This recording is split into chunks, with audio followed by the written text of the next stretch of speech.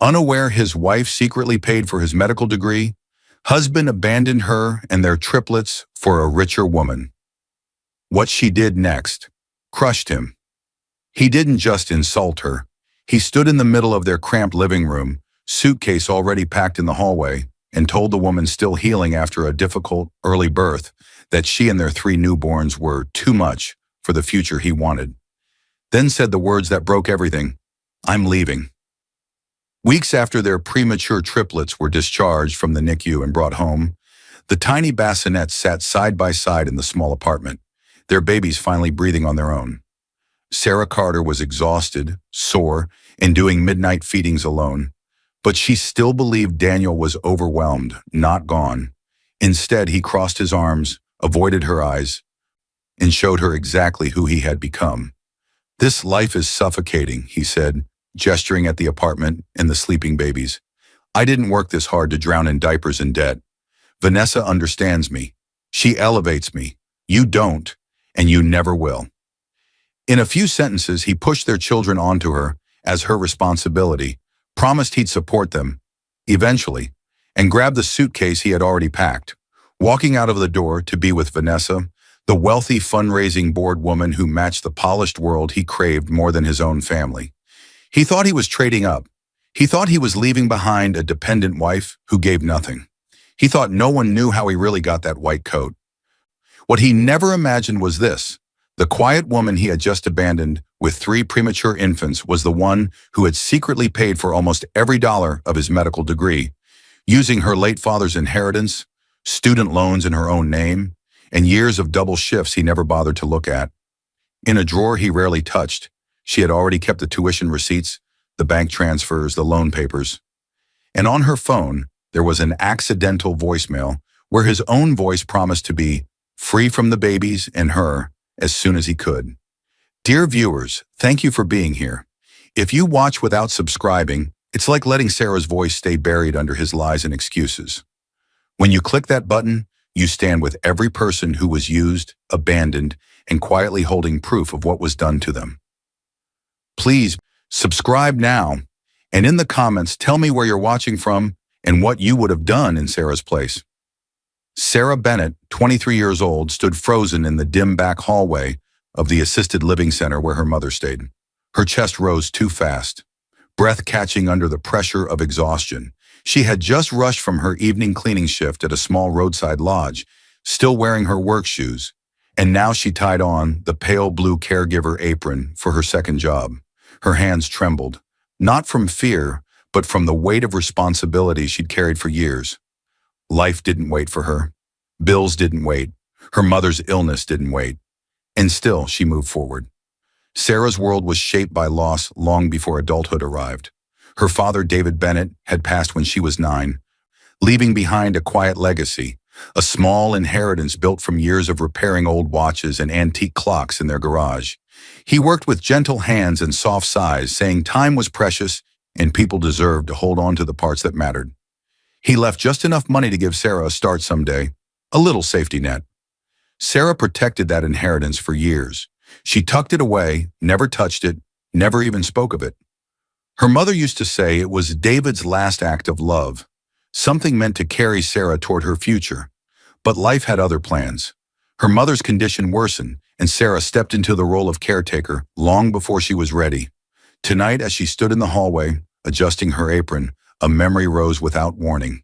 She had been 14, sitting cross-legged outside her parents' bedroom, hugging her knees, listening through a cracked door.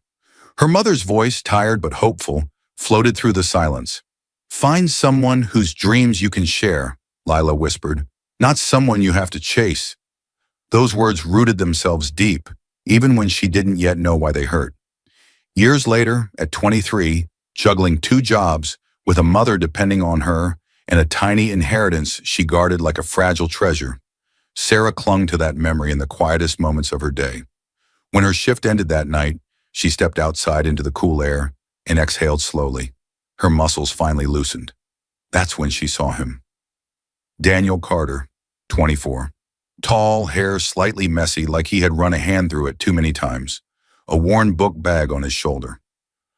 He worked weekend night janitor shifts at the same facility, while taking pre-med and science classes at the community college nearby, trying to keep up with tuition he could barely afford. His face, though handsome, carried a heaviness that didn't belong to someone his age. His smile tried to appear light but cracked around the edges. "Rough night?" Sarah asked, noticing the slump in his shoulders. He laughed softly, but the sound lacked warmth. "More like rough life." They walked toward the bench outside the entrance. She had known him for a few months, a passing friendship born from shared exhaustion and the small comfort of understanding. Tonight he looked different, not just tired, shaken. He held a letter in his hand, the envelope crumpled. He hesitated, then let her see it. "Rejected," he whispered. Her eyes softened. "Again," he nodded. "They said there's no financial package for me. The medical program accepted me if I can pay, but I can't clear the tuition. Without money, they'll give my spot to someone else next semester." Then something unguarded slipped out of him, something raw. "I just want a chance to prove I'm not a nobody." The words cracked open more truth than he usually allowed, and Sarah listened, because Daniel, as she learned over time, carried his own scars. His father left when he was a boy, disappearing in the middle of a winter night without goodbye. His mother worked herself into silence, always exhausted, always worried, never present. Daniel grew up believing he had to earn love, achieve enough, become enough, impress enough, or he would be left behind like before. His obsession with success wasn't pure arrogance, it was survival. Sarah understood that kind of survival far too well. She began to see the parts of him he tried to hide, the fear of failure, the desire to prove himself, the hope for something bigger. And somewhere in her chest, a quiet answer formed. She wanted to help. Weeks passed. They grew closer. Their talks stretched late into the night in staff rooms and on quiet benches, both of them clinging to a strange comfort in each other's company.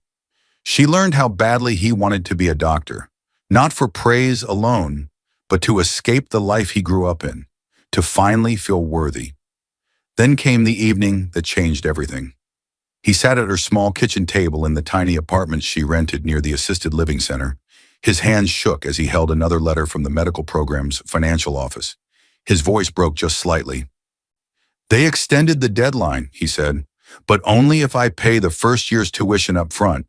I can't even get loans approved without a cosigner. I don't have anything. No one." He stared at the page, eyes glassy. "I don't know how to keep going. I keep thinking if I could just get in, everything would change. But I can't afford it. I'll never be anything." Sarah looked at him, and her mother's whisper echoed again, older now, wiser in its warning. "Find someone whose dreams you can share." She wanted to share his, not chase him, not lose him, not see him crumble. So later that night, when Daniel left, she walked to the small wooden box her father left her. Inside were the bonds, the saved funds, the inheritance she had kept untouched for over a decade. She opened it slowly, ran her fingers over the papers, felt the weight of sacrifice forming long before she realized its cost. The following week, she went to the administrative office at the medical program. Alone, quiet, determined. She explained that Daniel had been accepted but couldn't secure the funds. The administrator hesitated. Policies, deadlines, rules. But money spoke in ways emotion couldn't. Sarah used her father's inheritance, secretly. She agreed to take additional student loans, in her own name. She signed the tuition paperwork as the primary payer and financial guarantor. Secretly, they reinstated Daniel's place on the condition the payments kept coming from the same account. Daniel never knew. She never told him.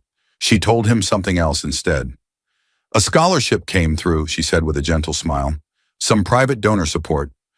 They said it's for students from difficult backgrounds. They applied it to your account directly." And he believed her, because he needed to. But as the ink dried on the forms, a shadow rose behind her choice, a shadow that would one day walk away from her, long before the cost of her devotion was ever repaid. And in that moment, something small and silent shifted, something that would echo loudly in the next part of their lives. Sarah jolted awake to the sharp buzz of her alarm, her body aching from a late shift the night before. For a moment, she didn't even remember falling asleep. Then it hit her. Daniel's early class, Her own shift, and no time to waste. She sat up fast, heart pounding, because she knew she had only 20 minutes before her next shift, and Daniel needed his notes printed before he left for the hospital. Her life had become a race, a constant sprint. She rushed across the small bedroom she now shared with Daniel.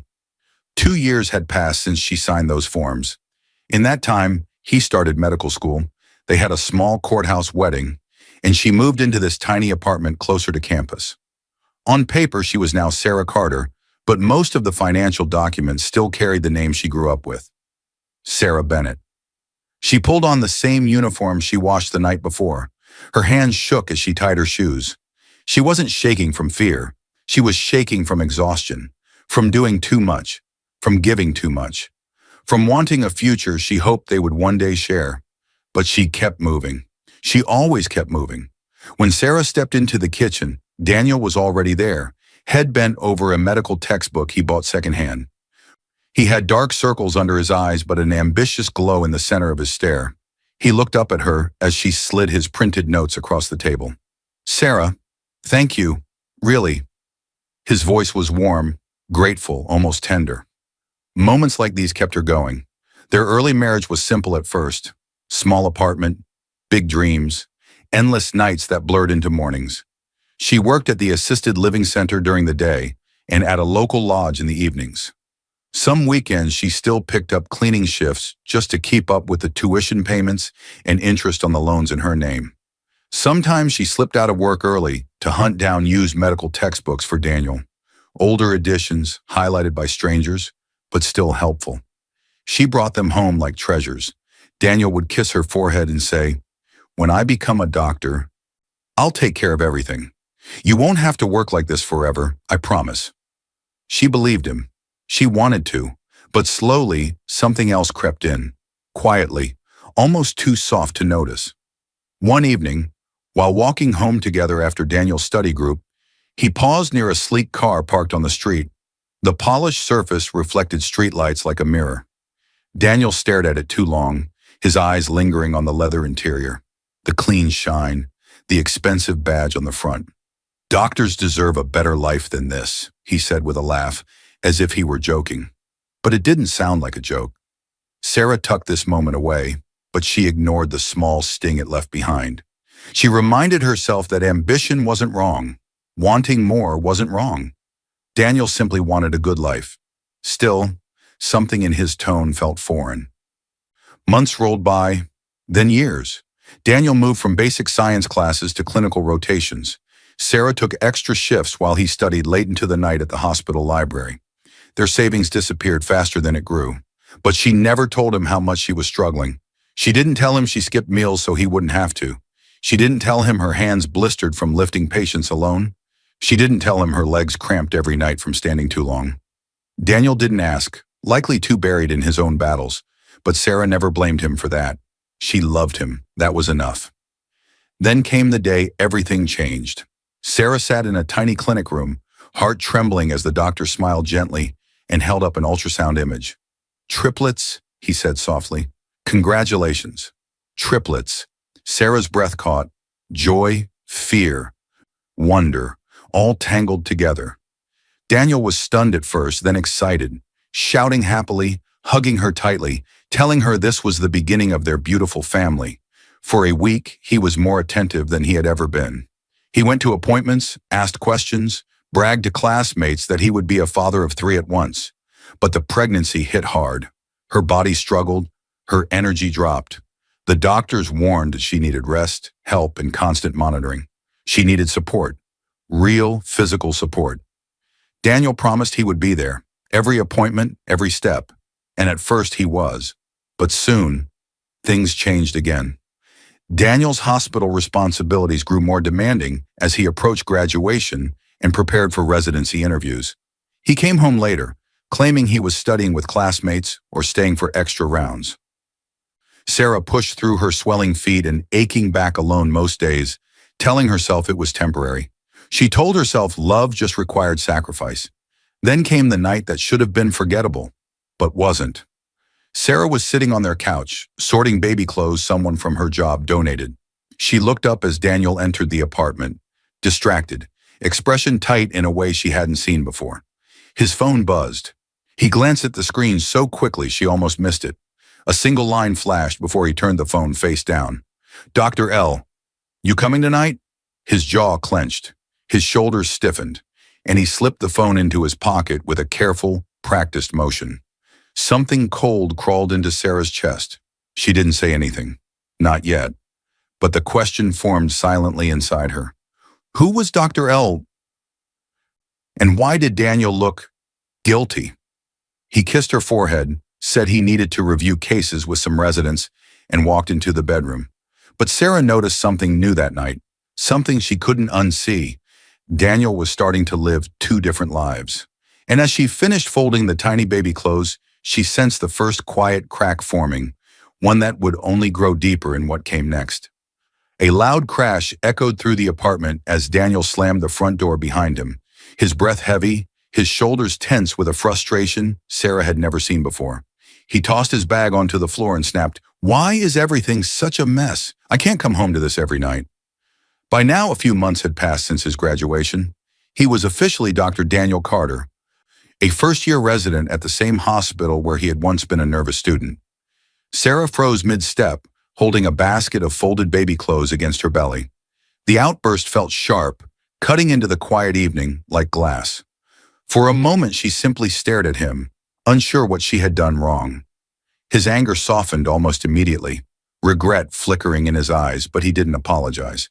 Instead, he rubbed his forehead hard and muttered, "You have no idea how stressful my work is." His words stung. She didn't need a reminder. Her days were long too. Appointments, swelling, dizziness, and preparing for 3 babies at once. But she didn't say that. She swallowed the hurt and set the basket down gently. Daniel walked past her and sat at the kitchen table, buried his face in his hands. Sarah moved quietly around him, her steps soft, her breathing slow. She touched his shoulder lightly. "Is everything okay?" He lifted his head, irritation flashing again. "Sarah, please. You don't understand the burden of being a doctor. People's lives are in my hands. You don't know what it's like to have patients and attendings depending on you all day." The words landed harder than he expected. He didn't notice how she stepped back slightly or how her eyes dimmed. She understood all too well what being depended on felt like. She lived it every day, just in a different way. But she didn't argue. She only nodded. Later that night, as she washed dishes, she heard something she almost never heard anymore. Daniel laughing, not the tired laugh he used at home, not the forced one he gave when he was stressed. This one was light, youthful, full of energy she hadn't seen from him in months. Sarah wiped her hands and stepped toward the hallway, curiosity pushing her feet forward. Daniel was in the bedroom, phone pressed to his ear, voice low but excited. She couldn't hear words, just the tone. Bright, playful, alive. A tone she wished he still used with her. He hung up quickly when he noticed her standing in the doorway. His smile vanished as fast as it appeared. "Who was that?" she asked softly. "Just someone from the hospital," he replied too quickly. "One of the board people. Stop worrying. I have work to do." He walked past her, grabbing his laptop, avoiding her eyes. Sarah stood still for a moment. Something wasn't right. This wasn't about stress or work. This was something deeper, something slipping through cracks she didn't even know existed, and she felt it widening. The reflection deepened in her chest as she remembered something small but important. Daniel had always loved validation. Even back when they first met, she saw how his face lit up when praised, how he straightened his posture when someone with status noticed him. It was harmless then, just insecurity trying to feel worthy. But now, surrounded by doctors, nurses, wealthy donors, and polished professionals, that old need for approval had room to grow, and Sarah sensed it growing too fast. Days passed. Daniel came home later, sometimes after midnight. His clothes smelled of expensive perfume, not just disinfectant and hospital air. He claimed it was cologne from a coworker who hugged everyone. Sarah nodded, but a quiet ache settled into her bones. She told herself he was just tired. She told herself residency was overwhelming. She told herself she was imagining things, but the truth whispered in the back of her mind, steady and unsettling. One afternoon, as Sarah set Daniel's clean scrubs on the bed, his phone buzzed on the nightstand. She didn't mean to look. She only glanced out of reflex. A name lit up the screen. Vanessa. A name she didn't know. A name that didn't belong to anyone he had ever mentioned. The preview bubble showed just a fragment. Board dinner tonight. Can't wait to see... The notification disappeared as the phone locked. When Daniel came out of the shower moments later, she pointed to the phone. Who's Vanessa? He didn't flinch, didn't hesitate. His answer came smooth, almost practiced. She's on the hospital fundraising board. She helps bring in donors. It's nothing. Nothing. The word echoed in her chest, too hollow to believe. And as he kissed her cheek and walked away, his phone still in his hand, she couldn't shake the feeling that nothing was about to become something far worse. And as the quiet evening settled again, Sarah sensed a shift, a small, sharp one, that would only grow sharper in the days to come. Sarah's scream tore through the hospital hallway as nurses rushed her into a delivery room. She wasn't supposed to go into labor yet. Not this early. Not when the baby still needed weeks. Her vision blurred. Her breath broke. Her hands clutched the rails of the hospital bed as contractions crashed through her like waves she couldn't escape. She heard voices, urgent, commanding. 3 babies. We need NICU ready. Move quickly. Blood pressure dropping. Her world spun. Daniel wasn't beside her. He was miles away at a fundraising dinner, dressed in a suit, standing beside Vanessa at a hotel ballroom packed with donors and board members. She had picked out the tie that matched his eyes. She had introduced him around as one of our most promising young doctors. The pain sharpened, slicing through Sarah's ribs. Tears streaked her face, but her voice cracked in one desperate whisper. Please, my babies. Then everything blurred into bright lights and rushing feet. Hours later, Sarah lay in her hospital bed, drained, pale, barely able to lift her head. Her stomach felt empty, hollow. She delivered too soon. The room felt too large, too cold. Machines hummed softly around her. A kind nurse named Emily, middle-aged with soft hands and calm eyes, stepped in. Her role was clear. She was the NICU coordinating nurse assigned to guide new parents in emergencies. She gently brushed hair from Sarah's forehead. You did everything you could, Emily said softly. The triplets are fighters. They're in the NICU getting the best care. I need to see them, Sarah whispered, her voice raw. You will, soon. Let your body rest for a moment. We don't want you collapsing on the way. Sarah tried to breathe normally, but guilt crushed her chest. She felt responsible. If she had rested more, worked less, stressed less. Emily noticed the look in her eyes. Preterm birth with multiples is common. This isn't your fault. Sarah closed her eyes, tears sliding sideways into the pillow. When Daniel finally arrived, 2 hours later, his hair was perfectly gelled, suit spotless, smelling faintly of strong perfume that wasn't hers. He rushed in with forced panic. I came as fast as I could, he said, voice tight. The dinner ran longer, and my phone was on silent for the speeches. Sarah stared at him. Her body was too weak to argue or question details. She just nodded. He kissed her forehead, but it felt distant, mechanical. They walked slowly to the NICU. 3 tiny babies lay in 3 tiny incubators, each hooked to life-supporting monitors. Their chests rose and fell quickly, their bodies small and fragile. Sarah's heart broke and rebuilt itself in one breath. These were her children, her miracle, her reason to fight. Daniel stood stiffly beside her, arms crossed, eyes darting toward his buzzing phone. A message flashed. He ignored it. He tried to smile. But something about his expression seemed conflicted, like stress and guilt were pressing against each other inside him. They visited the babies together for a few minutes, but Sarah noticed how quickly Daniel shifted his weight, how he glanced at the clock more than at the infants. Minutes passed. Then he sighed. I'm sorry, Sarah. I need to head back. Back? She asked quietly. The board expects me to attend certain events. These people support the hospital. It's important for my career. If I just disappear, they'll notice. Her throat tightened. But the babies, they're in good hands. You stay. Rest. I'll come back after things calm down. He kissed her cheek and walked out without looking back. The door closed behind him, and Sarah felt the room tilt. Fear, love, exhaustion, and loneliness pressed down until she could hardly breathe. Days turned into a routine she didn't expect. Sarah, moving slowly but with fierce determination, spent hours in the NICU, whispering to each baby, learning their tiny faces and fragile rhythms. She pumped milk, wrote their names on little cards, and memorized every beep of every monitor. Daniel visited less and less. Late shifts, he said. Board meetings, he said. They need me, he said. But each excuse cut a new wound in her heart. One evening, after a long day at the NICU, Sarah returned to her hospital room alone. She sat with her hands on her stomach, remembering how she imagined motherhood.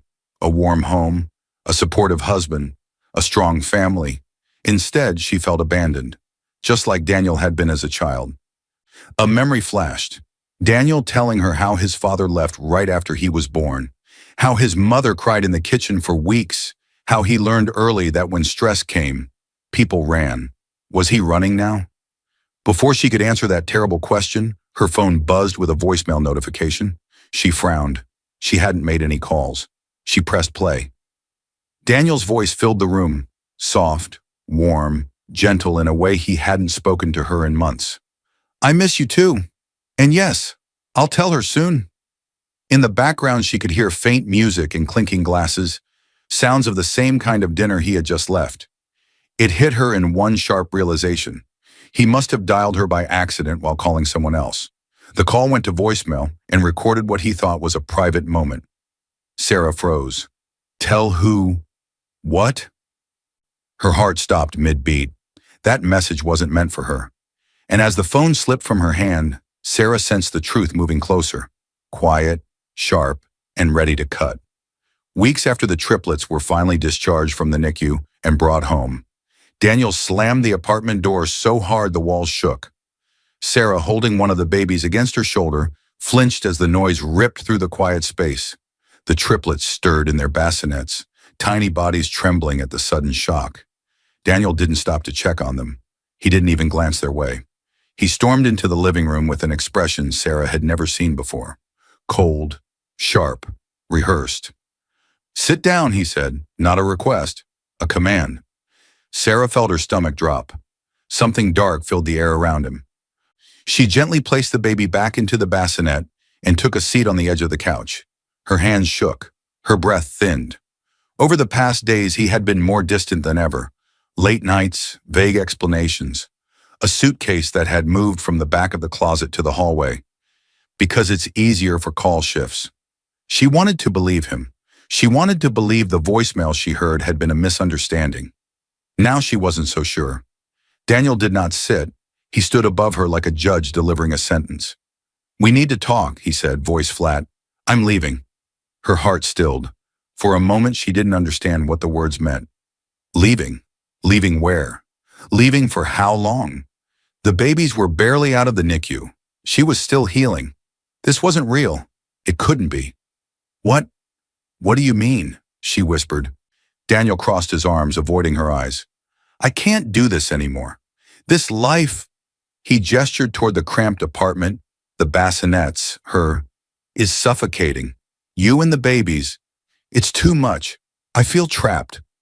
The words hit her like a strike to the ribs. She blinked, trying to understand the man standing in front of her. He wasn't the Daniel she married. He wasn't the man who promised to take care of everything. He wasn't the man she secretly funded through medical school. Her voice cracked. We're your family. He scoffed, a hard, bitter laugh. Family? Sarah, I didn't work this hard to end up stuck here, drowning in diapers and debt. I'm a doctor now. I have options. I deserve better than this. Her chest tightened painfully. What world is better than being with your children? Daniel finally looked at her. His eyes were cold and distant. Vanessa understands me, he said. She elevates me. The name stabbed through her like ice. Vanessa, the woman from the fundraising board, the woman behind the late-night messages, the woman whose voice she imagined on the other end of that mistaken voicemail, the woman with power, wealth, connections, the woman who could introduce him to the elite world he always craved, and the world Sarah could never give him. Sarah's breath trembled. Are you seeing her? He didn't even have the decency to hide it. Yes, The word dropped like a hammer. Her knees weakened. Her pulse raced in her ears. She tried to speak, but her voice choked on grief. Daniel continued, almost proud now. Shame nowhere in sight. She believes in my potential. She sees what I can become, and she actually fits the life I deserve. She moves in the same circles as the board. She's not embarrassed to want more. Every sentence cut deeper than the last. He stepped closer, lowering his voice to a cruel whisper. You don't, and you never will.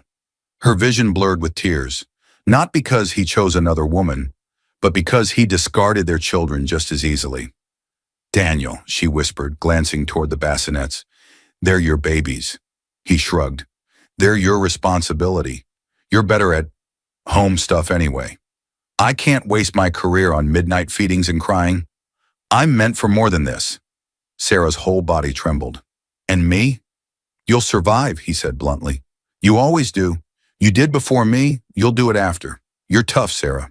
She stared at him, barely breathing. He didn't appreciate her sacrifices. He didn't remember how she worked double shifts for years.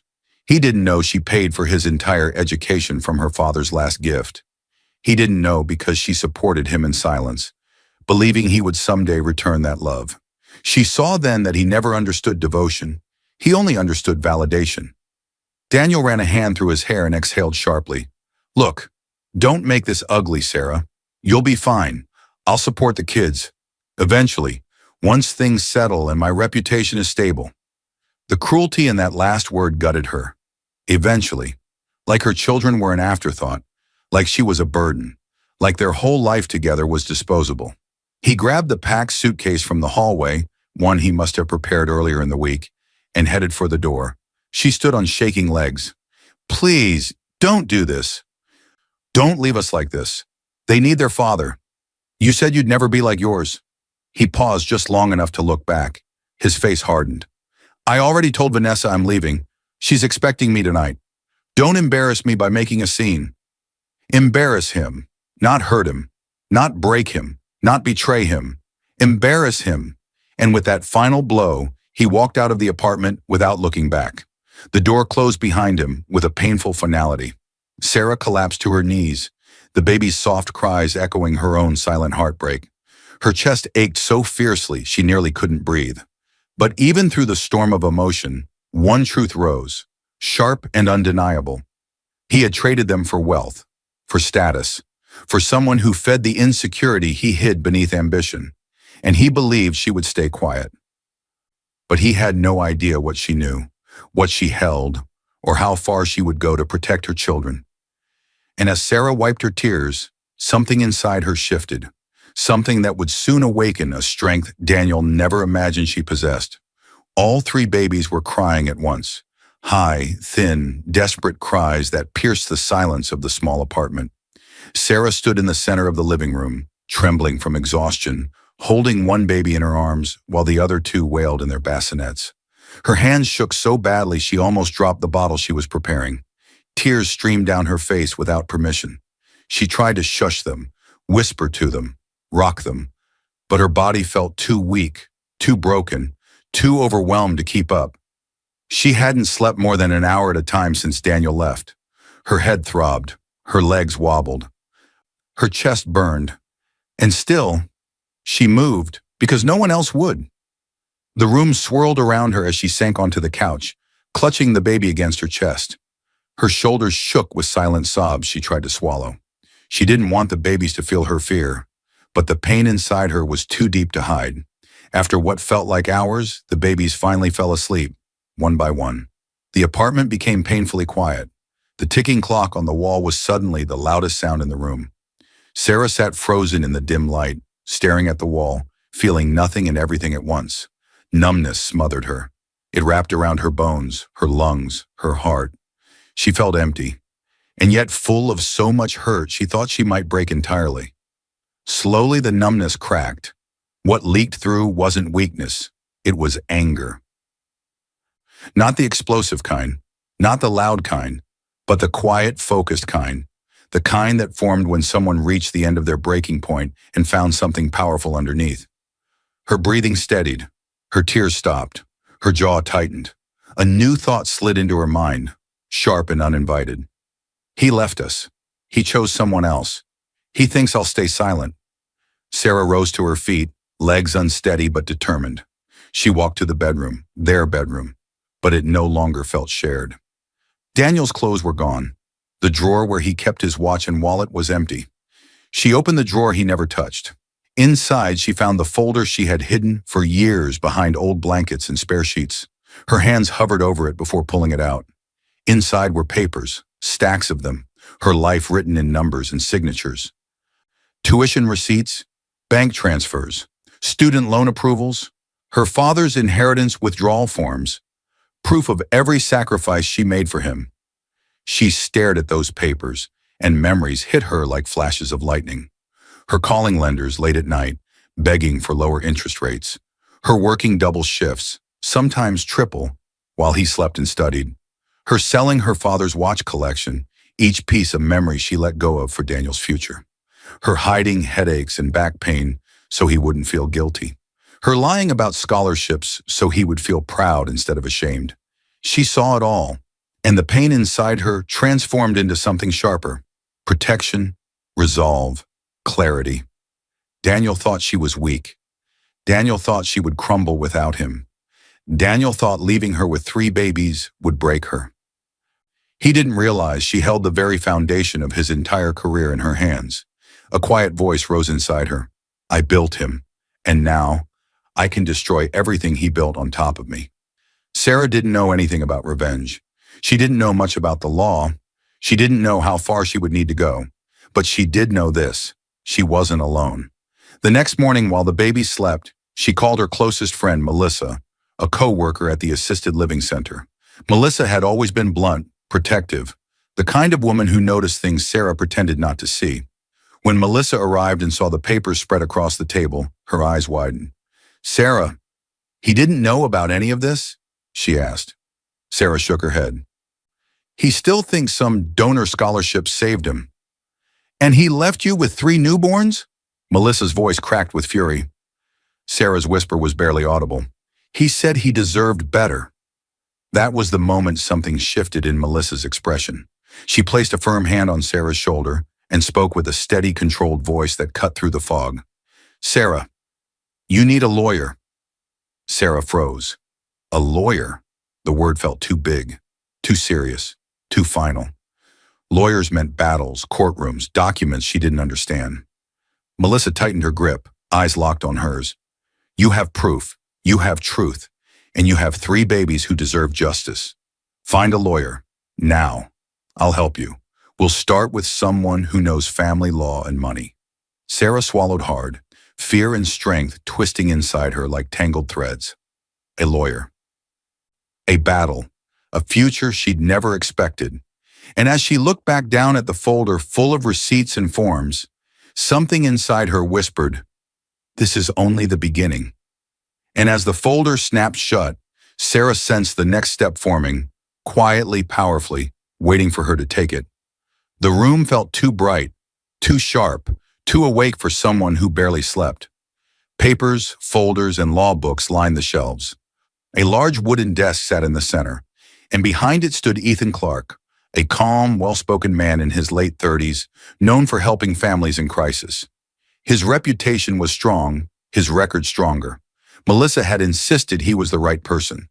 He looked up as Sarah entered, and something in his expression shifted the moment he saw the heavy folder in her hands, like he could already feel the weight inside it. Come in, he said, voice steady. You must be Sarah. She moved carefully, almost timidly, as if she were stepping into a world she didn't belong to. She sat down, hands trembling slightly as she placed the folder on the table between them. Ethan opened it. Tuition receipts, bank transfers, loan approvals in her name, inheritance withdrawal slips signed by her, proof she had paid for every step of Daniel's path to becoming a doctor. Ethan's eyebrows rose slowly, then higher still. He leaned back, stunned. Sarah, you paid for everything. She nodded once quietly. He flipped another page. There were also pay stubs from her 2 jobs, overlapping dates that matched his semesters and rotations. He exhaled through his nose, still flipping through pages. This isn't a small contribution. This is years of financial support. He owes you far more than he thinks. The room steadied into a reflective quiet. Sarah looked down at her hands in her lap. I never wanted anything back, she said. I did it because I loved him, because I believed he would take care of us when he finished. I thought we were building the same life. Ethan softened. But he didn't. She swallowed painfully. No, he left. He nodded, understanding, settling in his expression. Then now we protect you, and your children. The investigation began. Ethan moved quickly.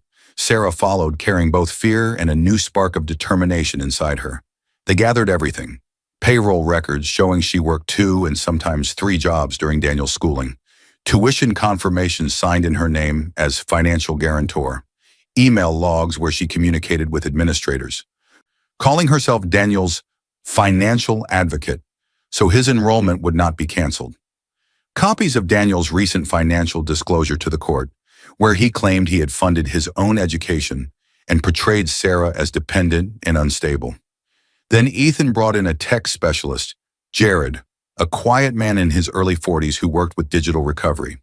His role was simple: uncover anything Daniel tried to hide, using Sarah's legal access to her own devices and backups. He plugged Sarah's phone into his laptop. Lines of code flashed. Files loaded. Hidden data emerged. Jared narrowed his eyes and clicked a single file. A deleted voice message. He played it. Daniel's voice filled the room. Light, excited, disturbingly warm. Once I'm free from the babies and her, we can announce us. Sarah felt her stomach twist. Her hands clenched the armrests. The room spun for just a moment. Ethan's face hardened. This isn't abandonment, he said. This is intentional. He planned this. Sarah closed her eyes in pain. He said we were too much, that he felt trapped. Because he wanted out, Ethan said. Not because he was overwhelmed, because he saw something he thought was better. Jared clicked again. More messages appeared. Screenshots of texts Sarah had saved before deleting the conversation to try to forget. Vanessa's name appeared above flirtatious lines, plans for dinners, mentions of our future, jokes about how demanding new mothers can be. Reflection wrapped around the pain, sharp memories of all her sacrifices, every long night, every shift, every whisper of hope she once held. And now she saw it clearly. Daniel didn't leave because he felt trapped. He left because he believed he deserved someone with status, connections, wealth, the very things he always felt he lacked growing up. This wasn't weakness. This was choice. Ethan gathered the documents, stacking them carefully. His voice was calm but firm. Sarah, I can help you, he said, but you need to understand something. She looked up slowly. This isn't just divorce. He leaned in. This could cost him his license. Her heart dropped. His license. His entire medical career. Ethan's eyes stayed on hers, steady and certain. He built his career on money that wasn't his, on loans and inheritance tied to your name, and he lied under oath about it. On top of that, he abandoned his newborn children. The board will not take that lightly, especially if the court documents show he misrepresented his past. Emotion crashed through her. Shock, fear, justice, anger, all twisting together. The weight of what was coming settled over her like a heavy shadow. She didn't ask for revenge. She didn't seek to ruin him. But the truth was stronger than her intentions, and now it was moving forward. As Ethan closed the folder, Sarah felt a shift in the air, something bigger, louder, and far more public waiting just ahead. Daniel walked in first, chin lifted, shoulders squared, wearing his best suit. Confidence radiated off him like heat. He didn't look nervous. He didn't look ashamed. He looked proud, like a man arriving to win. Beside him stood Vanessa, dressed in sharp elegance, her hand hooked around his arm. Her posture was polished, her expression controlled. She believed she was walking beside a rising star, not a man with secrets hanging over his head. The room buzzed with quiet whispers. A few hospital board members sat near the back, observing, because the ethics committee had already heard rumors. Court reporters adjusted their equipment. Even the judge, an older woman with sharp eyes, seemed prepared for a complicated case. And then Sarah entered. She moved slowly, carefully, holding a thick binder against her chest. Her lawyer, Ethan, walked firmly beside her. No dramatic outfit, no jewelry, just a plain dress that fit her new life. Practical, simple, honest. But Daniel saw none of that. He only saw someone he believed he had already defeated. He leaned toward his attorney and whispered something smug. Vanessa smiled, her fingers tightening on his arm as if she already saw their victory. The judge tapped her pen. "Let's begin." Daniel's attorney rose first, speaking with smooth confidence. "Your Honor, my client, Dr. Daniel Carter, has been burdened with an emotionally unstable spouse. She has been financially dependent on him for years. She created a home environment filled with stress he could not reasonably manage while pursuing a demanding medical career." He gestured toward Daniel as if introducing a hero. "Dr. Carter has shown responsibility. He has shown dedication. He has supported his wife and 3 children to the best of his ability, while she refused to contribute financially." He let the words hang. "She contributed nothing. She lived off my client." Ethan stood. "Your Honor, that is factually false, and we have proof." The judge nodded. "Proceed, Mr. Clark." Ethan walked to the judge's bench and placed the binder down. Thick, heavy, filled with years of sacrifice. He opened it slowly. "Your Honor," he said, voice steady, "my client, Sarah Carter, born Sarah Bennett, paid for 87% of Dr. Carter's medical education." Gasps rippled through the room. Daniel's smile faltered.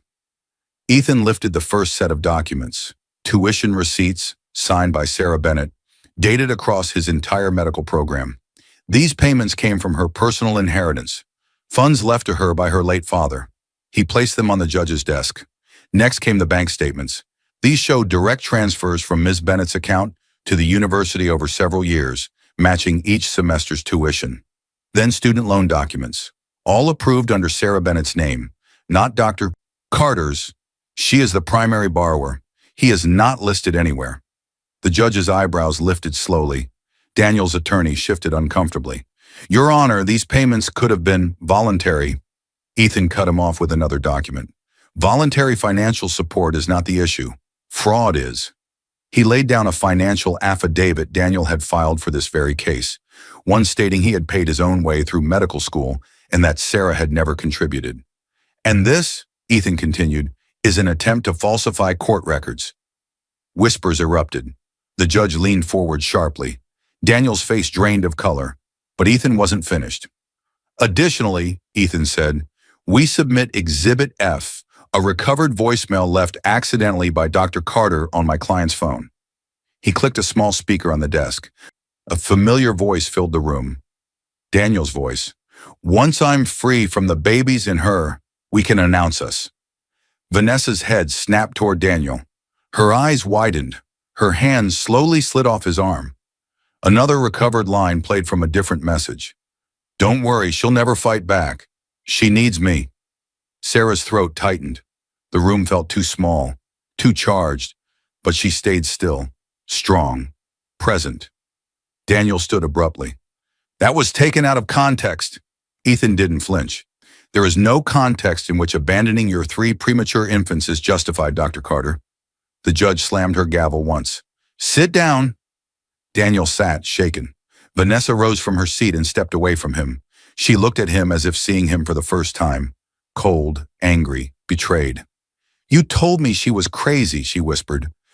"You said she used you. You said you paid for everything." Her voice carried across the courtroom. Daniel reached for her, but she pulled away sharply.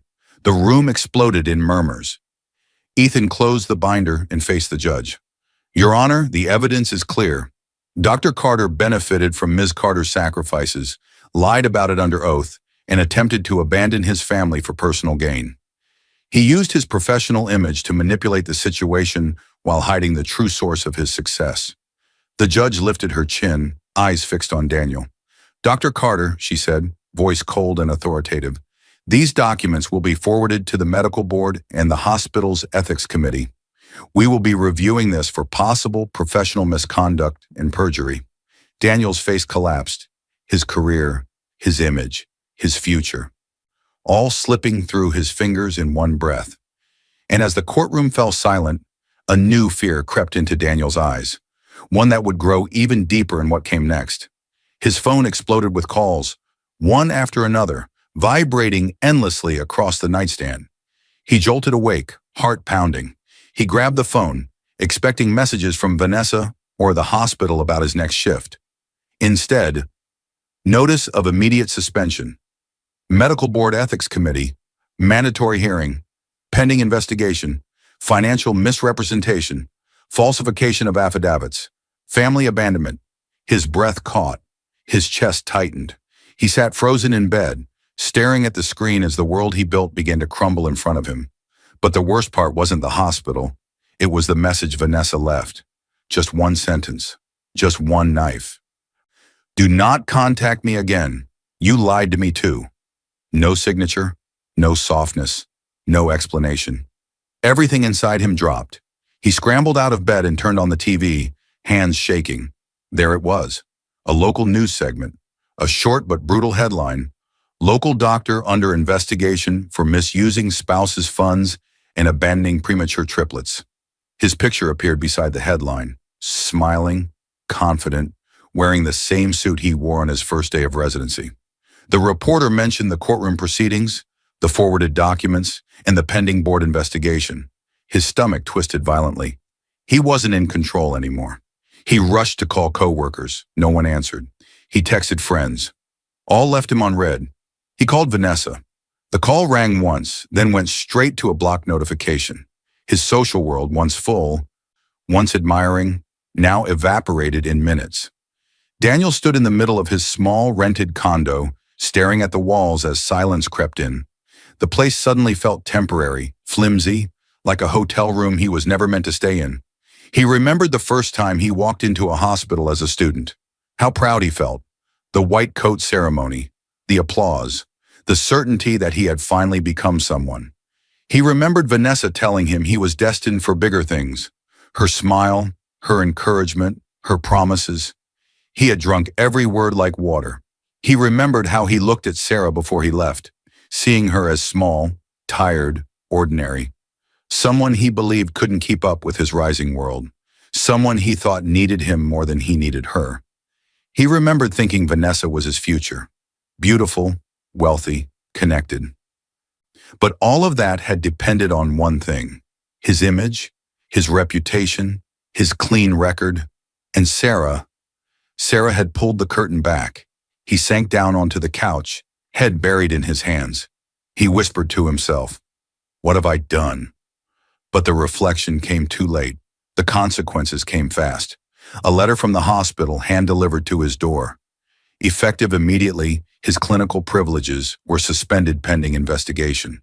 He was not to see patients, wear his white coat, or represent himself as an active physician until further notice. Neighbors whispered in the hallway when he walked past. Colleagues texted each other, but not him. Emails from the medical board demanded documents, explanations, statements. Then came the court's temporary orders. He owed child support. He owed back support for the months he disappeared. His paycheck, what was left of it, would be garnished. His entire life, built on prestige, was falling apart like it had never been solid at all. His mother called, her voice trembling with disappointment and worry. "Daniel, I saw the news. How could you do this to your family, to those babies? You swore you'd never be like your father." He hung up before she finished. Every wall he leaned on collapsed, and then he realized the truth. He had nowhere left to turn, except Sarah. Night fell. Daniel stood outside Sarah's small apartment, shivering in the cold. His hair was messy, his face pale, his suit wrinkled and no longer impressive. He looked nothing like the confident, polished doctor who once stood in court beside Vanessa. He looked broken. He knocked. At first, no one answered. The muffled sound of a cartoon and childish laughter came through the door. Then the cartoons muted, and the door opened an inch. Sarah appeared, tired, steady, holding herself with a quiet strength he didn't recognize. She had a child on her hip and two behind her legs. The triplets were bigger now, standing, curious, clinging to her. She looked at him the way someone looks at a stranger. He swallowed hard. "I made a mistake," he whispered. His voice cracked in a way that made him sound like a boy again, abandoned like he once was. I, I need my family back. I can't lose everything. I can be better. I'll try, please. Sarah's eyes softened for just a second, because she wasn't cruel, but they didn't break. She didn't speak. She didn't argue. She didn't cry. She simply shook her head once, slow and calm, and closed the door gently but firmly. Daniel's forehead fell against the wood. He whispered desperately, voice shaking, "Please, don't leave me with nothing." But Sarah didn't leave him with nothing. She left him with the truth he had run from, the truth she had carried alone, the truth he never bothered to see until it swallowed him whole. Behind the door, Sarah walked away slowly, her steps calm, her heart steady, her mind clear. She had 3 babies to protect, a future to rebuild, and justice already in motion. And as Daniel slid down the door in defeat, Sarah sensed the final chapter approaching, where the consequences he feared most would finally arrive. The triplets charged across the small living room, stumbling, laughing, reaching for their mother. Their legs were stronger now, their hair thicker, their voices clearer. Toys scattered across the floor, sunlight poured through the curtains, and the warmth of the moment hit Sarah so strongly it almost knocked the breath from her chest. Not in fear, in gratitude, in disbelief that she had survived everything that tried to break her. She knelt down, scooping the children into her arms, their tiny hands clinging to her shirt, their faces lighting up when she kissed their cheeks. Their laughter wrapped around her like a gentle shield, chasing away the last shadows Daniel left behind. Sarah stood slowly, carrying one child on her hip while the other 2 toddled beside her. She looked around the apartment, the same walls that once felt too tight, too quiet, too heavy. Now they felt safe, warm. Hers. She had painted the nursery herself, using soft colors she never had the chance to use before. She kept the blinds open for sunlight, something she never dared do when Daniel complained about early mornings. She placed small photo frames on the walls with pictures of her and the kids. First steps, messy meals, tiny hospital bracelets in a shadow box. Moments he had missed, moments she cherished. There was no emptiness now, only life, only renewal. She sat on the floor with the triplets and watched them play, their small fingers gripping blocks, their curiosity blooming. One stacked a tower, another knocked it down, the third clapped and squealed. In that moment, she felt something she hadn't felt in years. Peace, soft, steady, real. Her mind drifted back briefly, just briefly, to the woman she once was. The woman who worked 2 jobs, hid her sacrifices, whispered encouragement into Daniel's dreams while bearing her own. The woman who believed supporting him meant supporting them. She realized she had been wrong. She didn't lose herself when he left. She found herself. The strength she discovered didn't come from any lawyer, any courtroom, any victory. It came from surviving the night he walked away, and every night after. It came from holding her babies through the worst pain she ever knew, and still standing. It came from truth, from resilience, from finally choosing herself. A soft smile touched her lips as she stood and walked to the bookshelf. On the top shelf sat a labeled box she had placed there weeks earlier. Closed chapters. Inside was the evidence binder, the receipts, the documents, the proof of everything she once gave, and everything he once took for granted. She placed the binder inside the box, closed the lid, and gently pushed it back onto the shelf. Not forgotten, not erased, just done.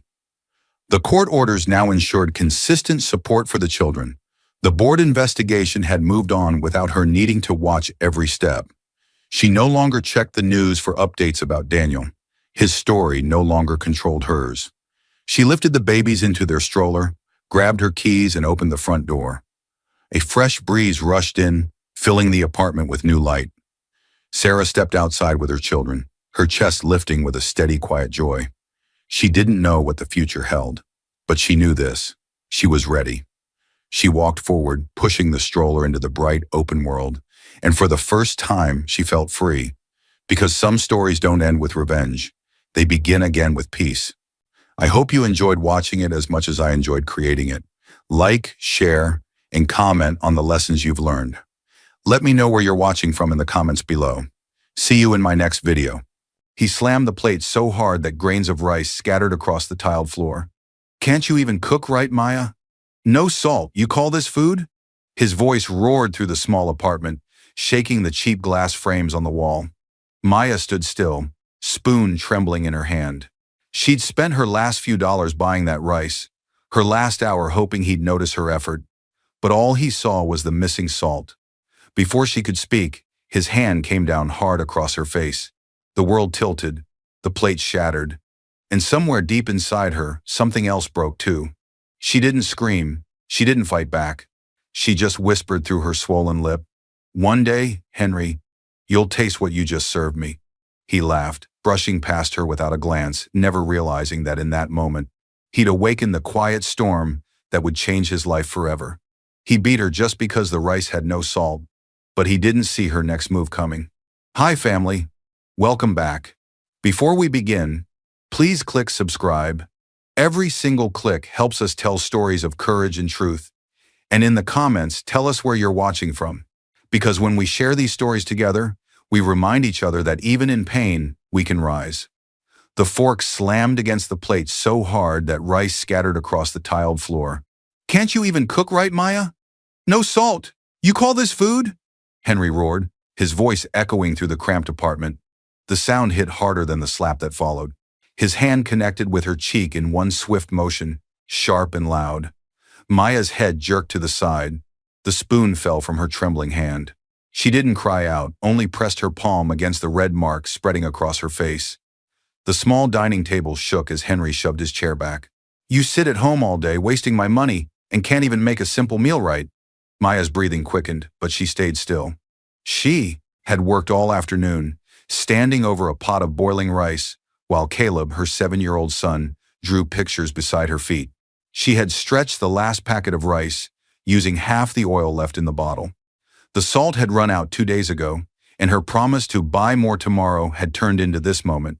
Henry, she whispered, her voice trembling. Please, I'll make something else. Shut up, he snapped, grabbing the edge of the table. You're lucky I even came home tonight. Caleb's toy car rolled from the couch and clattered near Henry's feet. The boy froze. Henry's glare cut toward him like a blade. Pick that up and go to your room. Maya's eyes darted to her son. Caleb, go, she said softly, her lip quivered. When he disappeared down the hallway, she finally exhaled. Henry wiped his mouth with the back of his hand and scoffed. You're pathetic. Maybe Vanessa was right about you. The name stung. Vanessa, the woman he worked with. The one whose texts lit up his phone late at night. Maya had pretended not to notice for months. As he stormed out, slamming the door, silence filled the apartment except for the soft hum of the refrigerator and Maya's shallow breathing. Her reflection in the dark window looked like a stranger. One swollen cheek, trembling hands, and eyes that had forgotten their light. She knelt, picking up the broken plate piece by piece. A drop of blood from her palm fell into the scattered rice. Her voice was barely a whisper, but steady. One day, Henry, you'll taste what you just served me. Outside, the hallway light flickered, a quiet foreshadowing that something in her had just shifted forever. 3 years earlier, the same kitchen had looked completely different, bright, warm, full of laughter. A younger Henry sat on the counter, grinning as Maya stirred a pot of stew. She had just graduated from nursing school, her white gown still neatly folded on the chair. I told you, Henry said proudly, kissing her forehead. We'll make it big together. You'll get your hospital job, I'll get promoted, and we'll move out of this box. Maya smiled shyly. As long as we're together, I don't care how small it is. Back then, his touch had been gentle. His laugh filled the room. She believed every word he said, but promises fade faster than steam. Cut to months later, Maya sitting alone at the kitchen table, surrounded by unpaid bills. Henry's new job at Grant Logistics wasn't going as planned. Overtime pay was late, and his mother called almost daily, whispering poison through the phone. She's holding you back, Henry. A nurse? Please, find someone who can lift you, not weigh you down. He didn't defend Maya anymore. Slowly, his warmth turned cold, his words sharper. When Maya found out she was pregnant, he didn't smile, he sighed. We can barely feed ourselves, he muttered. Maya gave up her job search to care for Caleb, promising to return once things got better.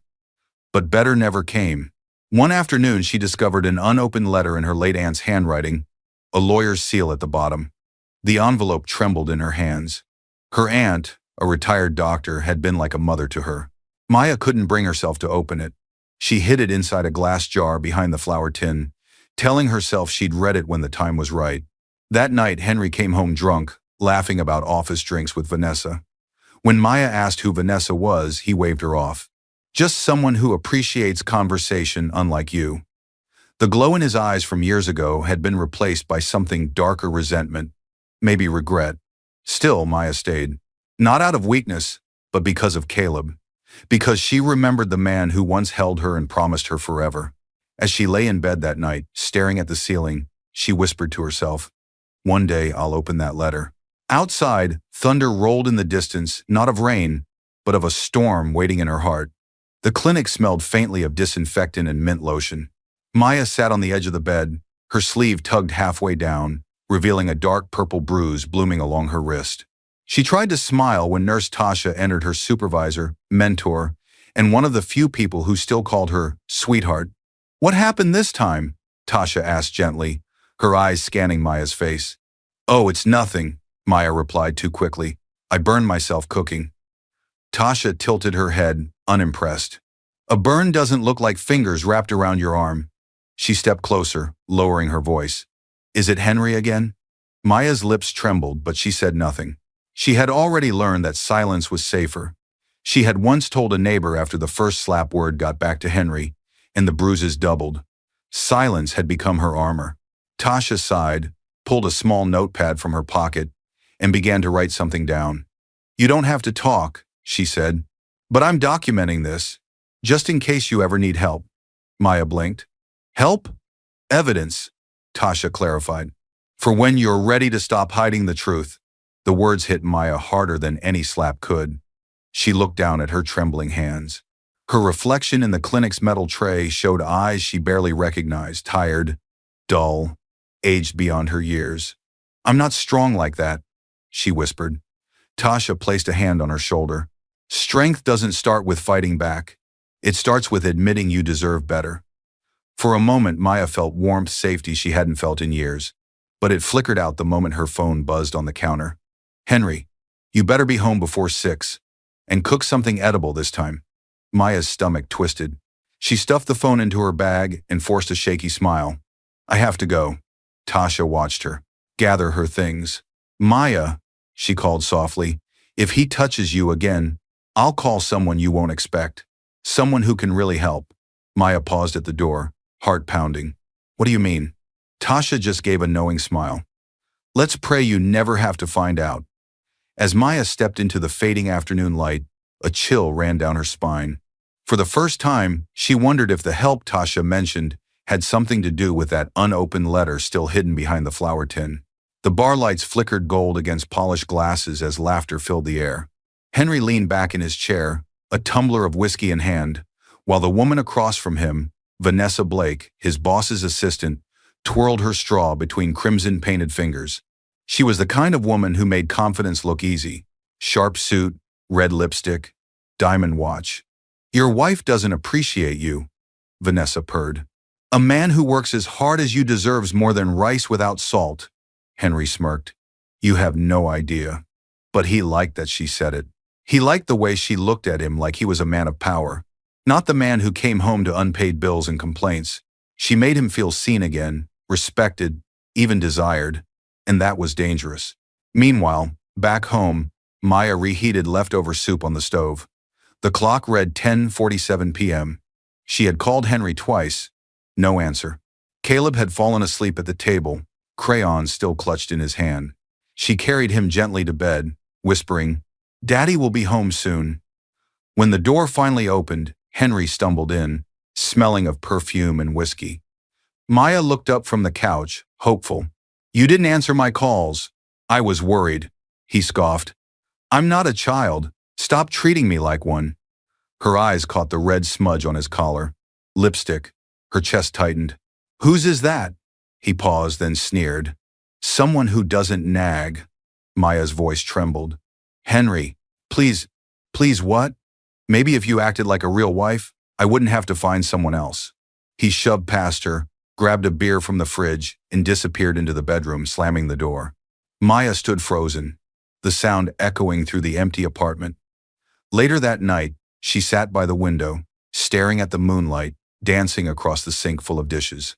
Her fingers traced the red mark still faint on her cheek from the last slap.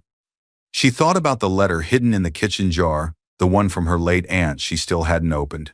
Her eyes glistened as she whispered to herself, maybe she left me something more than memories. A cold wind slipped through the cracked window, carrying the faint smell of rain. Somewhere deep inside her, a small, steady flame began to rise, a warning that the next storm wouldn't just break her, it would change everything. The morning started with silence, the kind that comes before destruction. Maya stood by the stove stirring rice, her wrist wrapped in a cheap bandage. It still throbbed from when Henry grabbed her the night before, twisting it until she dropped the bowl. Caleb sat at the table, drawing a sun with a blue crayon, humming softly to fill the emptiness. When Henry's footsteps echoed down the hallway, Maya's pulse quickened. He had stayed out all night again. The smell of his cologne mixed with alcohol reached her before his voice did. "What's that?" he snapped, eyeing the pot. "Rice," she said quietly. "I added some seasoning since there's no salt left." His jaw tightened. "You had one job, Maya. One. I give you money." She turned, her voice barely above a whisper. "You haven't given me anything in 3 weeks, Henry." The air froze. Caleb stopped humming. Henry's hand gripped the edge of the table. "Are you calling me a liar?" "No," she said quickly, eyes down. "I'm just saying." The sound came fast, another slap, hard enough to send her reeling against the counter. The pot tipped, boiling rice spilling across the floor. Caleb screamed, rushing toward her, but Henry's glare stopped him cold. "Go to your room," Henry thundered. "Daddy, please," Caleb cried. "Stop hurting Mommy." Henry turned, eyes bloodshot, and roared. "Go!" The little boy ran, sobbing. The apartment door slammed behind him as Maya crumpled to her knees, clutching her face. The rice scattered like white tears across the tiles. Henry paced, panting. "You make me do this, Maya. You push me until I can't control it." She didn't answer. She couldn't. Her mind drifted to the jar in the cabinet, the one hiding her aunt's letter. A part of her whispered that maybe inside that envelope was her way out. When he finally stormed out, slamming the door so hard the light flickered, she stayed frozen for several minutes. Then, trembling, she crawled to the corner where Caleb's drawing lay on the floor. A sun, bright yellow, smiling. Tears blurred her vision. She whispered to herself, "This ends tonight." She grabbed her phone and dialed the only person she trusted. Her voice was hoarse but steady. "Tasha, please, I need help." Outside, thunder rolled across the sky, as if the world itself had heard her decision. Maya woke to the soft hum of hospital monitors and the faint smell of antiseptic. Her eyelids fluttered open, revealing a sterile white ceiling. For a moment she panicked, unsure where she was or how she got there. Then the memory hit. Henry's slap, Caleb's scream, the sound of the door slamming. A gentle hand touched hers. "Hey," a familiar voice said softly. "You're safe now." It was Tasha. Her eyes, always firm and warm, now brimmed with worry.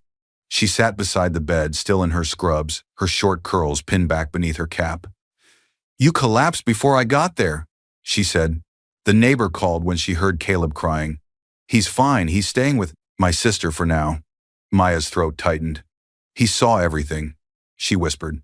Tasha nodded. "But he's safe, and now it's time to make sure you are too."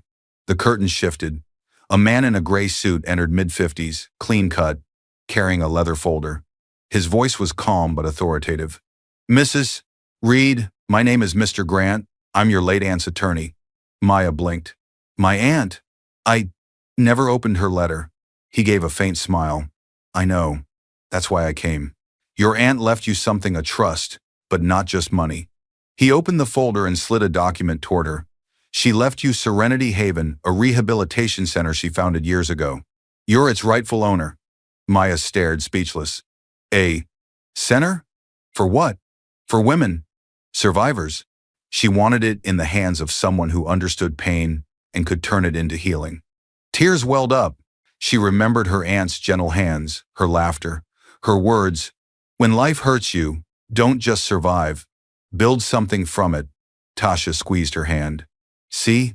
The letter you were too scared to open was your way out all along. Maya pressed a trembling hand to her chest. But Henry, he'll never let me go. Mr. Grant's gaze sharpened.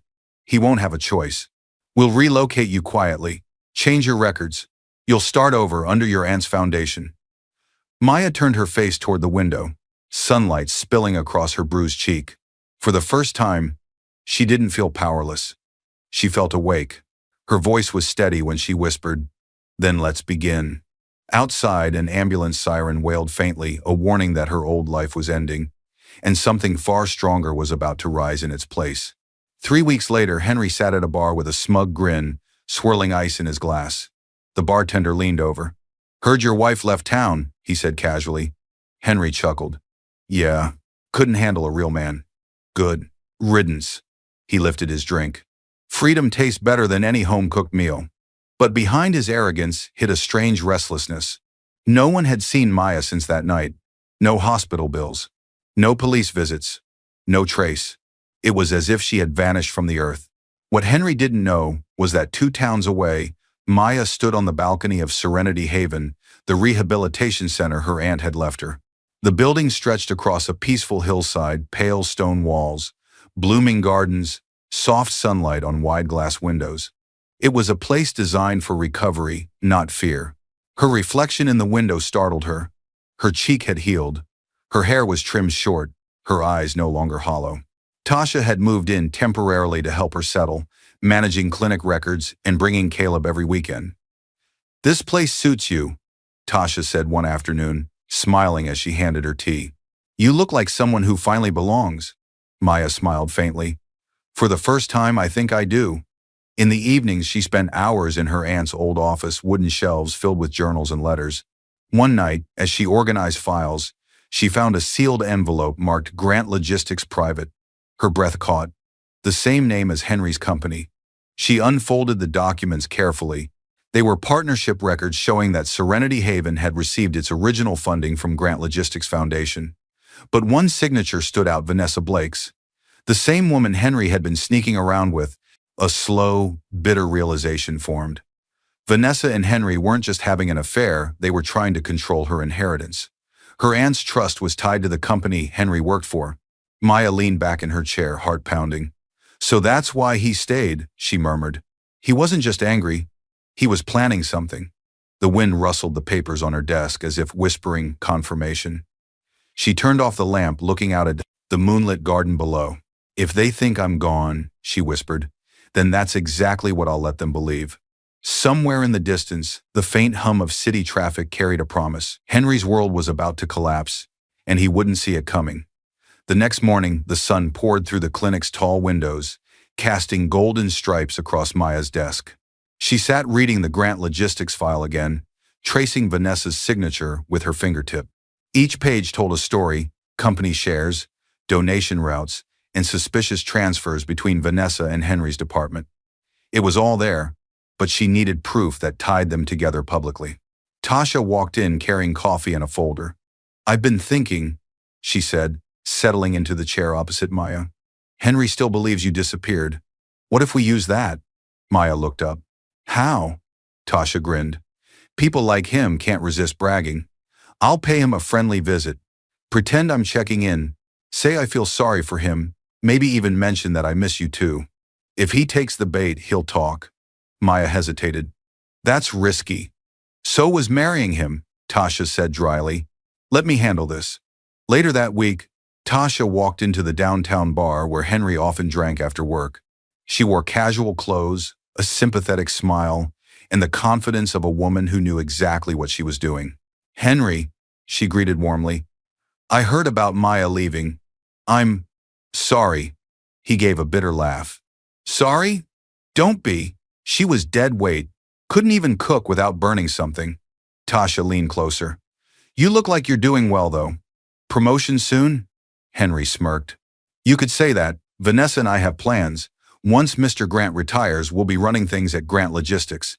She's got connections. And when we take over, money won't be a problem ever again. Tasha nodded, pretending admiration. Sounds impressive, he chuckled, lowering his voice. Don't tell anyone, but we've already started moving some of the foundation's cash into safer accounts. By the time anyone notices, I'll be too important to touch. Tasha's heart pounded, but she kept her face calm. Your secret's safe with me. As soon as she left the bar, she opened her phone, hit record, and saved the entire conversation. That night, she played it for Maya, who sat silently, eyes fixed on the glowing screen. Maya's voice was calm, but her hands trembled slightly. He's stealing from the foundation my aunt built. Tasha nodded. And now we can prove it. Maya looked toward the window, her reflection sharp in the glass. Then it's time to return home one last time. Outside, the wind stirred the trees, whispering the beginning of her quiet revenge. The city shimmered in the glow of evening lights as invitations to Grant Logistics' 25th anniversary gala went out to every major name in the business world. Henry stood in front of the mirror, adjusting his tie with a smug grin. Black tie, red carpet, champagne, he muttered. Finally, my night. Vanessa, seated on the bed in a sequin gold dress, crossed her legs and smiled. Our night, darling. Mr. Grant's retiring, and after tonight, we'll be running the show. Henry kissed her cheek. We earned it. The old man trusts me more than anyone.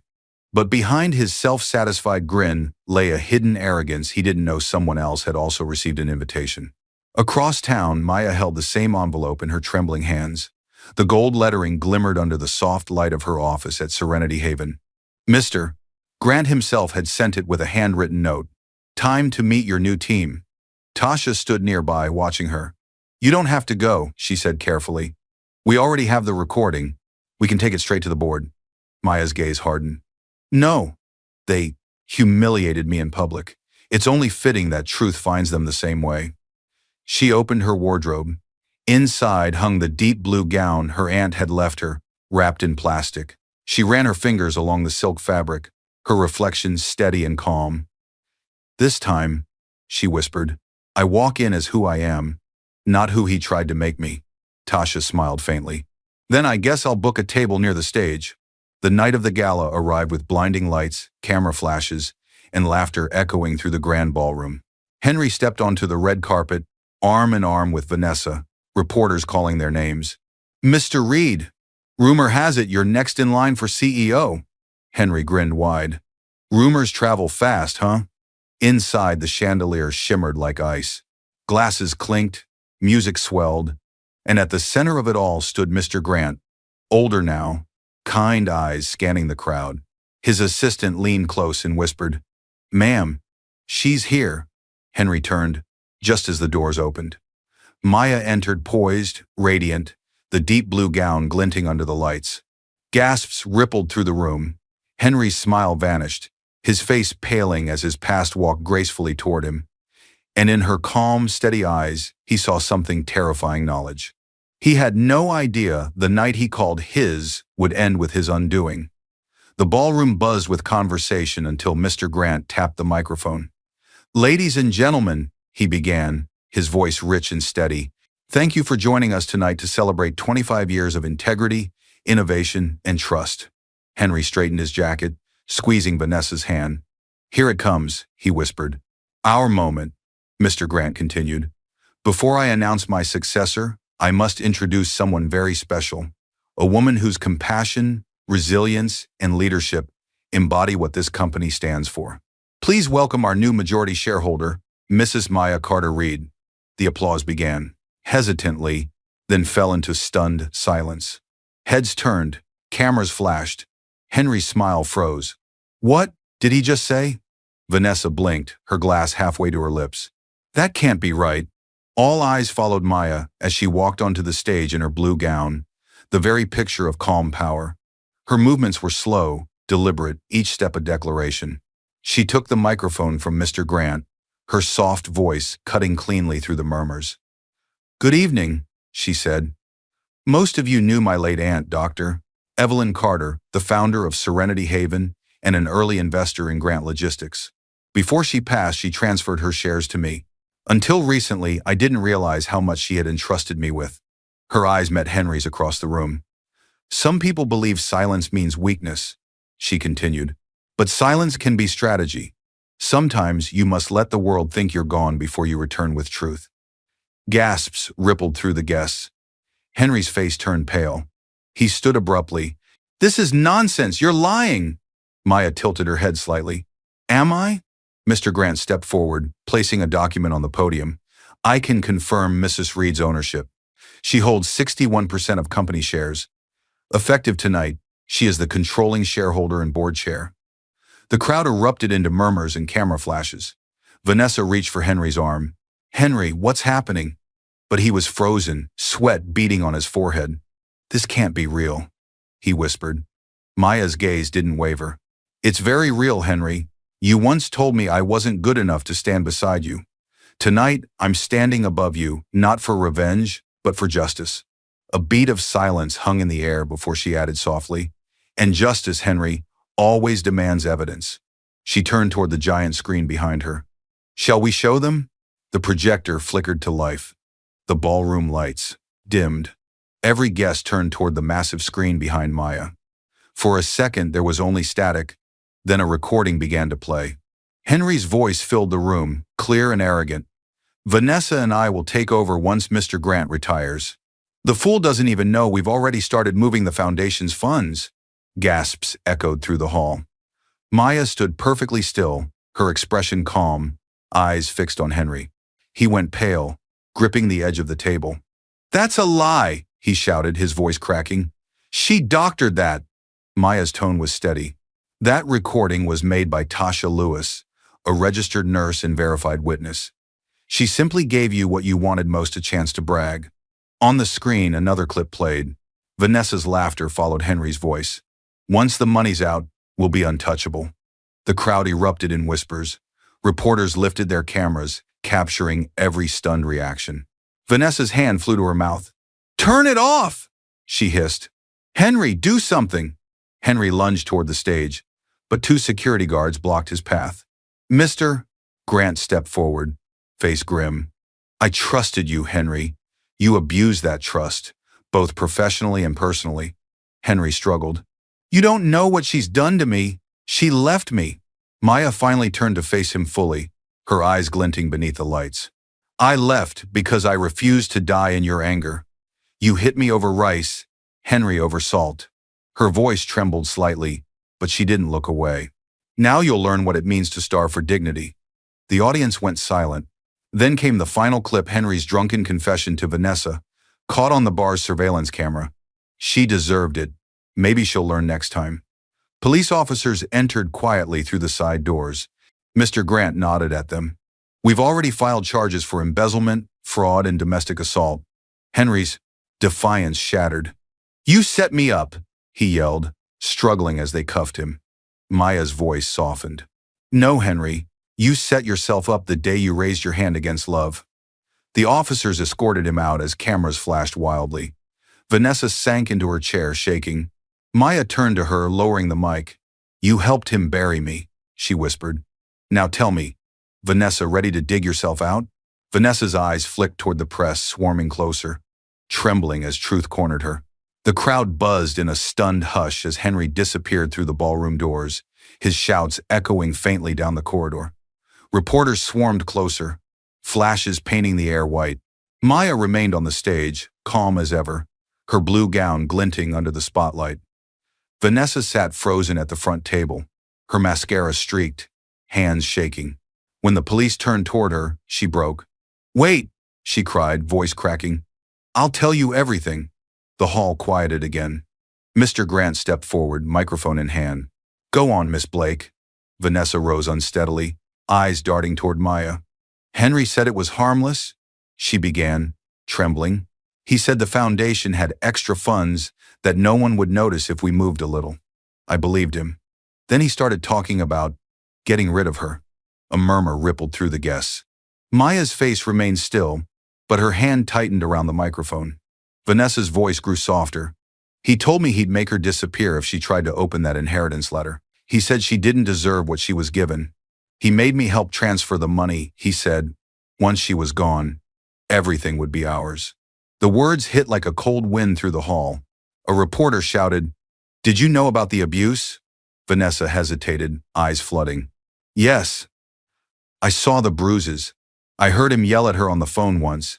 I told myself it wasn't my business." Her voice cracked. "But it was." The officers moved closer. "Miss, Blake, please hand over your phone." Vanessa unlocked it with trembling fingers. "There are recordings," she said. "Every conversation, every transfer. I kept them because I was scared of him too." Maya's eyes softened, not with forgiveness, but with weary understanding. "Fear doesn't excuse silence," she said quietly, "but truth can still heal what silence once protected." Mr. Grant turned to the crowd. "Effective immediately, Vanessa Blake is suspended pending full investigation." Vanessa looked at Maya through tears. "I'm sorry." Maya exhaled slowly, lowering the mic. "Be sorry to the women who will never get to stand on this stage." The police led Vanessa away. For a moment, the ballroom was utterly silent until Maya turned back to the audience, her voice calm but resolute. "This," she said, "is not the story of a victim. It's the story of a woman who learned that truth, no matter how buried, will always rise." Outside, rain began to fall softly against the glass, washing the city clean. Sunlight streamed through the tall windows of Serenity Haven, casting soft gold over rows of blooming white lilies. The once quiet clinic now hummed with life, patients chatting in the courtyard, laughter echoing faintly from the therapy rooms. Maya walked slowly down the hallway, clipboard in hand, her movements calm but purposeful. It had been 3 months since the gala. Henry was awaiting trial. Vanessa had turned state witness. The chaos had settled into silence, a silence that didn't frighten Maya anymore. Tasha entered from the side corridor, holding a cup of coffee. "Full house today," she said with a smile. "Your aunt would be proud." Maya returned the smile. "She taught me to heal people even when I'm still learning how to heal myself." In the group therapy room, a circle of women sat waiting, each with different stories, but the same look in their eyes. The cautious hope of someone learning to breathe again. Maya took her seat among them. One woman, Rosa, spoke first. "I still wake up hearing him yell. Some days I feel like I'll never be free." Maya listened, then answered softly. "Freedom isn't a day, Rosa. It's a process. Every time you speak instead of hide, that's freedom. Every time you say no and mean it, that's freedom." The women nodded, some smiling through tears. Caleb peeked in from the doorway, now 8, holding a small potted plant. "Mom," he said shyly, "I brought this for the garden." Maya's heart swelled. "That's perfect, sweetheart. Let's plant it after the session." As the meeting ended, Tasha handed her an envelope. "Delivered this morning from the courthouse." Maya opened it slowly. Inside was the notice. Trial date, State versus Henry Reed. Her fingers tightened around the paper. "Are you ready for this?" Tasha asked. Maya looked out through the window where Caleb was kneeling in the garden, digging a small hole for his plant. "I used to be scared of seeing him again," she said softly. "Now I just want to look him in the eye and let him see what peace looks like." The afternoon breeze rustled through the flowers outside, carrying faint whispers of laughter and life. Maya exhaled deeply. "It's time," she said. "Not to fight, but to finish." And as the sunlight touched her face, the calm before the verdict began to settle, quiet, powerful, and unbreakable. The courtroom was packed, every seat filled. Journalists lined the back wall, cameras poised. Maya sat in the front row beside Tasha, her hands folded neatly in her lap. She looked serene, almost detached, though her heart thudded quietly beneath her blouse. Across the aisle, Henry sat at the defense table in a dark suit, his once confident posture deflated. The chains around his wrists gleamed faintly when he shifted. The judge entered, gray-haired and stern. "Court is now in session. State of New York versus Henry Reed." The prosecutor, a sharp young woman named Miss Carter, stood first. "Your Honor, the evidence before you, recordings, financial transfers, and multiple witness testimonies prove beyond doubt that the defendant engaged in embezzlement, fraud, and repeated domestic assault." Henry's lawyer rose to object, but his voice lacked conviction. "My client, he's remorseful. He..." The judge raised a hand. Save it for sentencing. Maya's gaze met Henry's. For a fleeting second, she saw the man he used to be, the one who brought her flowers, who laughed in small kitchens. But that man was buried beneath the greed, the lies, the fists. The prosecutor called Vanessa to the stand. She spoke clearly, voice trembling only once. He said he'd ruin her if she ever left. I helped hide the money. I regret it every day. Henry slammed his fist against the table. Liar! The bailiff stepped forward, hand on his shoulder. The judge's gavel struck sharply. Order! After hours of testimony, silence filled the courtroom. Then came the verdict. On all counts, guilty. Henry froze, color draining from his face. Mr. Reed, the judge continued, you are hereby sentenced to 8 years in federal prison and restitution of full embezzled funds to the Serenity Haven Foundation. Tasha squeezed Maya's hand. The room erupted in murmurs, flashes from cameras painting the air. Henry turned toward Maya, his eyes desperate. Maya, please. I loved you. I lost control. She stood slowly. Love doesn't raise its hand, Henry. It holds it out. The officers led him away. As the doors closed behind him, Maya exhaled a long, trembling breath that carried years of silence out of her body. She turned to Tasha. Let's go home. Outside the courthouse, the wind lifted her hair gently, as if congratulating her. And though justice had spoken, Maya knew her true verdict awaited not in court, but in how she would choose to live free. A year later, Serenity Haven had grown into something more than a clinic. It was a sanctuary. The once quiet halls now echoed with laughter, children's footsteps, and the steady rhythm of rebuilding lives. On the front lawn, a new sign gleamed under the morning sun. Serenity Haven Foundation, for every woman who chose to survive. Maya stood beside it, dressed in a crisp white suit, watching Caleb water the flowers. His small voice carried through the garden. Mom, look! My plant grew. She smiled. The little seed he planted months ago had blossomed into a sunflower, tall, golden, unbroken. That's what happens when you give something care instead of fear, she said softly. Inside the main hall, the press had gathered for the center's 1-year anniversary. Reporters adjusted their mics as Maya stepped to the podium. Cameras clicked, capturing the woman who once hid behind bruises, now standing as a symbol of grace and power. Exactly 1 year ago, she began, I was a woman afraid to speak. I thought silence protected peace, but silence only protects pain. Today, this foundation stands for every survivor who thought she had no voice until she learned she was her own rescue. Applause rippled through the crowd. Tasha stood at the back, tears glistening in her eyes. Maya continued, her tone calm but resolute. Henry Reed's actions broke bones, but not my spirit. He taught me something he never meant to. That strength isn't in shouting, it's in rising quietly until the world has no choice but to listen. A reporter called out, Mrs. Reed, what would you say to women still living in fear? Maya paused, her gaze sweeping the room. I'd tell them this. Don't wait for someone to save you. The moment you decide you deserve peace, you've already begun to save yourself. Outside, the crowd gathered around the new memorial stone dedicated to Dr. Evelyn Carter. Maya knelt, running her fingers over the engraved words. From pain, she built healing. Caleb slipped his hand into hers. Mom, are we happy now? She looked at him, his bright eyes, his hopeful grin, and nodded. We're not just happy, Caleb.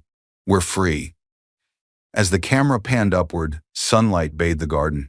Maya turned to the crowd one last time and said quietly, He beat me because the rice had no salt, but life taught me real flavor comes from healing. The music swelled, fade to white.